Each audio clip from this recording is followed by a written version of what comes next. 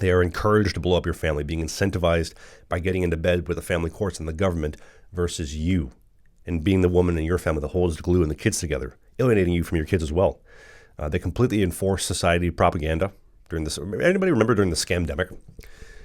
Maybe like first couple days. I'm going to be honest. They got me for about 36 hours. I thought, all right, flu going around, whatever. I guess I'll take a couple days off from the gym. Cool. But I remember seeing on the news when they replaced like the Dow Jones with like the death ticker. Anybody remember that? When they had like Italy, 5,000 deaths, Spain, 3,000 deaths. It was literally like the stock market. They just flipped that graphic for that instead. And if your woman was in control of your household, may God have mercy on your soul. Oh my God, the world is ending. We can't leave the house. You got to stock up on toilet paper. Sweetheart, why don't we just wait till Monday? Just stop. Go make some bread.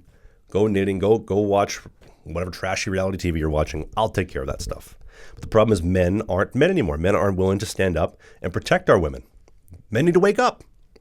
I got a couple examples here in Vancouver. I was looking out my apartment window the other day, and I noticed this one woman just get out of her car and start screaming at these two kids on scooters for crossing the street too fast on their scooters.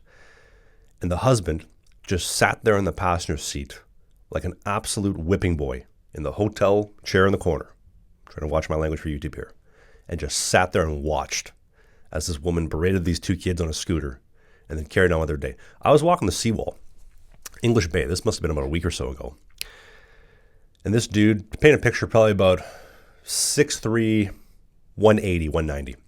Chick, 5'3", 110, 120. And for context, I'm 6'5", 240, so maybe like similar stature as me. Maybe not similar. I'm like 60 pounds heavier than that. Anyway, point being, they're walking, and this woman had the gall to start scolding this man. You can't do nothing right. I'm tired of listening to your shit, and just berating him in the bird hands. Again, remember, if the woman does the bird hands, it is over. If she starts doing the bird hands, may God have mercy on your soul.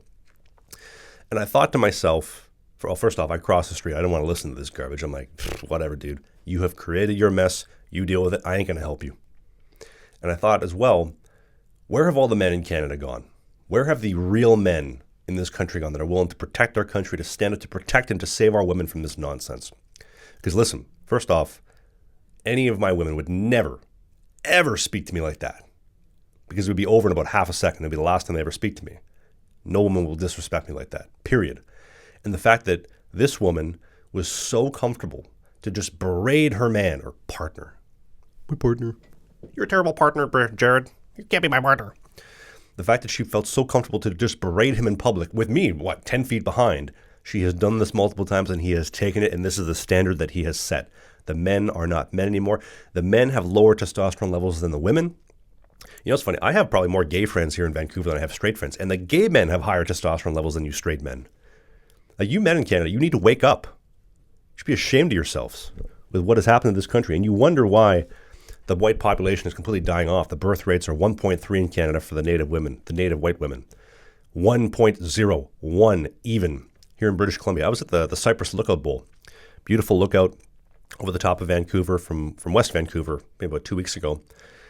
And sitting there taking in the view, enjoying it. And this family comes up, hey, would you mind taking our picture? I'm like, not a problem. Oh, they take the picture. Our grandson just showed up. Would you mind retaking the picture? Not a problem. I go to take the picture. They all huddle together, husband, wife, daughter, whatever. Everybody's together. Take the picture. And I said, thank you for doing your part to fix the birth rates. At least somebody is doing something because there's a white baby. And the woman squawks up and says, are the birth rates low or something? I didn't know about that. Just completely out to lunch.